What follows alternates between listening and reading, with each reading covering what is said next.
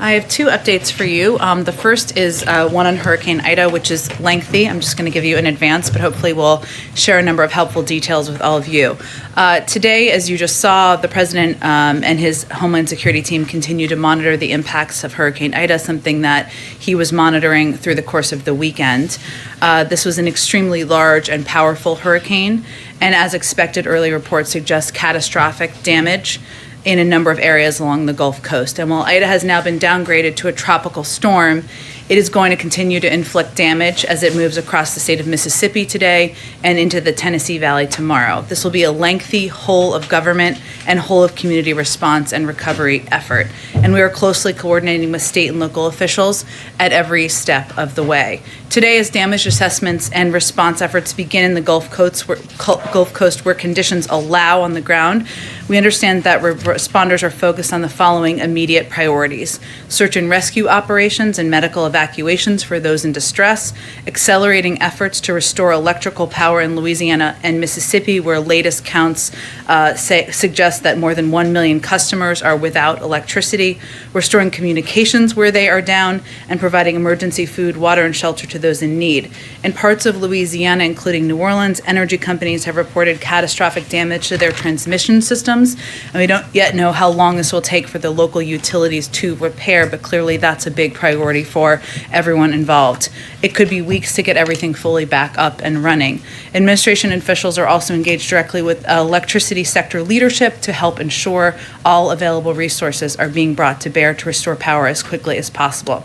As you all saw, the President just spoke with governors and mayors from impacted communities, and he was at FEMA's National Response Coordination Center yesterday to receive the latest updates on the response operations and to thank the hardworking staff who are working around the clock to support state and local response efforts. The President also approved, you may have seen this, but last night an emergency major declaration for Louisiana, which allows individuals in the impacted areas to apply for assistance. He also approved a pre-disaster emergency declaration for Mississippi to authorize emergency preparation and protective measures and direct federal assistance. I just want to give you a quick overview, too, of the federal resources that are supporting state and local efforts as of now, and many of which were pre-positioned before the storm. FEMA is working with its federal, state, and local partners, as well as non-governmental agencies to support needs of areas affected by Ida. The agency positions supplies such as meals, water, and generators to assist states with impacts from the storm. More than 3,600 FEMA employees are deployed to Alabama, Florida, Georgia, Louisiana, Mississippi, and Texas, and are ready to provide additional support as needed. FEMA has staged more than 3.4 million meals, millions of liters of water, more than 35,700 tarps, and roughly 200 generators. Hundreds of additional ambulances and air ambulances have also been moved into the area. 7 FEMA Incident Management Assistance Teams, IMATs, and 17 Urban Search and Rescue Teams have been activated, along with debris subject matter experts. The Department of Health and Human Services is deploying a 250-bed federal medical shelter to Alexandria, Louisiana, and the U.S. Coast Guard has 27 rotary or fixed-wing aircraft, and the Department of Defense has 60 high-water vehicles and 14 rotary-wing aircraft pre-positioned to assist with rescue efforts. Shelters are open in affected areas throughout the Gulf Coast, across the impacted states, and they're implementing steps to prevent the spread of COVID-19. The National Guard has also activated more than 5,200 personnel in Louisiana, Mississippi, Texas, and Alabama to support response efforts. And finally, the Army Corps of Engineers has activated planning and response teams for debris, temporary roofing, and temporary housing. Again, we are working closely with state and local officials. Even though the storm has been downgraded to a tropical storm, damaging wind gusts continue to be a threat, which will likely result in additional downed trees and power outages as the storm moves northeast. And Ida will continue to produce heavy rainfall, life-threatening flash and urban flooding, and tornadoes remain a threat. Finally, our Secretary of Homeland Security, Alejandro Mayorkas, and FEMA Administrator Dan Criswell will travel to Baton Rouge on Tuesday morning and will meet with the governor to survey damage. The FEMA Administrator will also travel to Jackson, Mississippi that evening, and on Wednesday she will meet with the governor and tour the damage.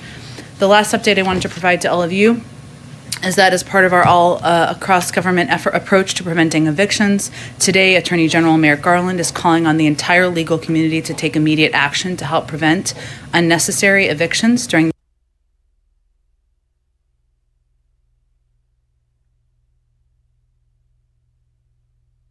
this public health emergency. The Attorney General's call to action asks major law firms, law school students, and individual lawyers to work with courts, legal service providers, and nonprofits through pro bono services to ensure access to justice for vulnerable tenants. So far, over 40 major law school deans, including from Harvard, Yale, Stanford, Columbia, Howard, UCLA, and more, have already committed their students in law clinics to help prevent evictions. And presidents of several major legal organizations, including the Legal Services Corporation, the American Bar Association, and the National Housing Law Project, have joined the commitment to immediate action. And on Thursday, we will join a nationwide emergency rental assistant program training held by the Association of Pro Bono Counsel and Law Firm Anti-Racism Alliance. With that, Darlene, why don't you kick us off? Thanks, Jen. Switching to Afghanistan, as of yesterday, there were about 300 U.S. citizens who were still there who wanted to get out by the deadline. Do you have an update on that number? Are we still looking at 300 waiting to get out? Is it down to 150? Is it down to zero? Absolutely. Well, I know my State Department colleagues will have a more specific, up-to-date number, but let me give you an update of where things stand at this point. Of those who self-identified as Americans in Afghanistan considering leaving the country since August 14th, we have thus far received confirmation that about 6,000 have been evacuated or otherwise departed. This number will likely continue to grow as our outreach and arrivals continue, and we have been providing, as you know, regular updates to all of you on evacuations. The initial assessment, if we go back to August 14th, was that there were fewer than 6,000 Americans in Afghanistan who wanted to get out. So as we conveyed at the time, we knew that there could be an option, one, that people who had registered had already departed, or that people had registered had not deregistered, or that there would be additional people who came forward. And we believe there are still a small number. I understand you're asking for the exact number who remain. We're trying to determine exactly how many, and we're going through manifests and calling and texting through our lists, and we'll have more of a concrete number for you as soon as possible. Part of the challenge with fixing a precise number is that there are longtime residents of Afghanistan, as we've talked about in here, with American passports, dual citizens, the vast majority, who are still trying to determine if they want to leave or not, or have been over the last couple of days. In some instances, in many instances, that's because they have many family members there, but they have a range of reasons, and we've been working with them to assess that. And then one other question on Afghanistan. The deadline is tomorrow, obviously. What can you tell us about what the president will do tomorrow? How will he mark this moment? Should the public, expect to hear from him tomorrow at some point after this is all wrapped up? Absolutely, Darlene. Well, without getting into specific operational details, I know you're not asking me for that, but just to preface, I think you all can expect, and the American public can expect, to hear from the president in the coming days. I don't have anything to outline for you in terms of the specific date or time for that at this point in time. Go ahead. Thanks, Jen. On August 10th, President Biden told me, quote, "I do not regret my decision to withdraw from Afghanistan." After watching the heart-wrenching dignified transfer yesterday, is that still his position? Does he not regret the manner in which this withdrawal was conducted? Well, first I would say that the men and women who gave their lives, and the president attended, as you noted yesterday, to honor their service, honor their sacrifice, and had the opportunity to meet a number of the family members yesterday. That doesn't take the place of all of the progress all of the work that has been done to evacuate people. But I will tell you something that has been said time and time again by the brave men and women of the military who are leading this effort. These 13 individuals sacrificed their lives to save tens of thousands of people. And that is something that should be honored, should be valued, and we will continue to look for ways to do that. So after meeting with the families of the fallen service members, he still sticks by his decision. He doesn't regret at all how this has played out in the last couple of weeks. Well, of course, for any president, as I said last week, a day or a week where you lose 13 service members is the worst day or the worst week of your presidency. And that remains the case. And yesterday, and I've seen him since he, of course, went to Dover yesterday, he was deeply impacted. He knows firsthand that there's nothing you can say to a family member. There's nothing you can say to someone who loses a child that is going to fill the black hole. That remains the case. But I will say, if you just take a step back beyond yesterday, the president stands by his decision to bring our men and women home from Afghanistan, because if he had not, his view and the view of many experts and military out there is we would have sent tens of thousands potentially, or thousands at least, more troops back into harm's way, risking more lives and more people to fight a war the Afghans were not willing to fight themselves. Nothing has changed in that regard. One more question. How was that interaction between the president and those families yesterday? Well, I'm obviously not going to speak to private conversations between the president and the parents of service members who lost their lives saving others. He was grateful to be there with the families yesterday and to honor both the heroic service and the incredible sacrifice of their sons and daughters. And while his son did not lose his life directly in combat, as they did, or directly at the hands of a terrorist, as these families did, that they're mourning, he knows, as I just said firsthand, that there's nothing you can say, nothing you can convey to ease the pain and to ease what all of these families are going through. But he was honored to be there yesterday and to be able to spend some time with the families. Go ahead. Two quick technical questions and one other question. You said 6,000 have been evacuated or otherwise departed. Yeah. Is that apples to apples to the 5,400 that had been evacuated? Are we now including people who had registered but forgot or did not register on their way out? I'm just trying to understand that. Sure. Well, as we're assessing, there are people, as the State Department goes through and calls or emails, who say, I have departed or I have left. That doesn't change the total number of evacuees that we have obviously provided to all of you every day on planes and transport. But right now, we're of course at the point where we are trying to assess and get a final number. Okay, and then from a chain of command perspective, the president's been very clear his commanders on the ground have the leeway to do what they think is necessary on the ground. For a defensive strike like we saw last night, is that something that he signs off on? Does he give the green light to that, or is that commanders on the ground that make that decision? Well, I can tell you that the president has made clear to his commanders that they should stop at nothing to make ISIS pay for the deaths of those American service members at the Kabul airport.